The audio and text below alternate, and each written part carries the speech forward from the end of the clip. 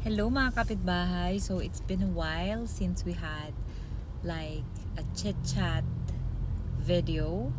So here's something that I learned while listening to Mr. Chinkitan. This topic is all about, finances. So one na natutunan ko sa kanya is yung word na chip.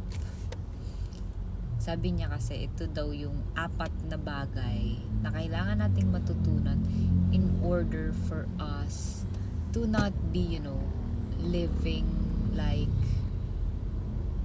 yung walang nangyayari or hindi tayo umuusad sa buhay.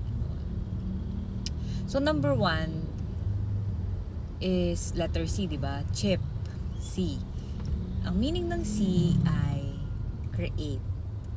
When you say create daw, dapat marunong tayong gumawa ng pera natin, ganyan. You have to create something in order for us to make money, or kaya naman, like, we have to create our money. Next naman is number 2, yung handle.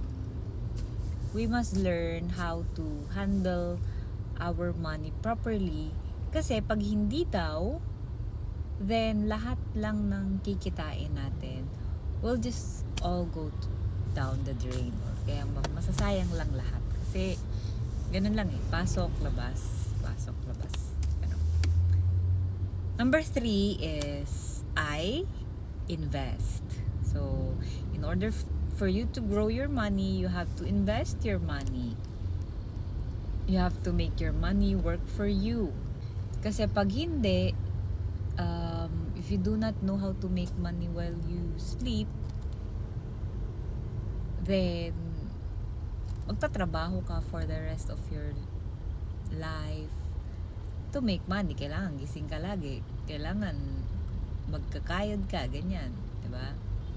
And lastly, letter P, you must learn how to protect your money.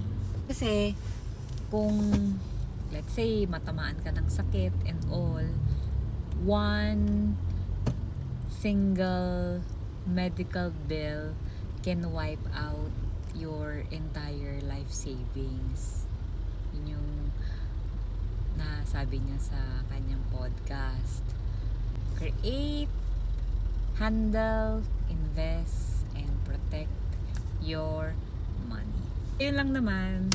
Share ko lang natutunan ko, and sana i-share nyo rin to sa mga kakilala.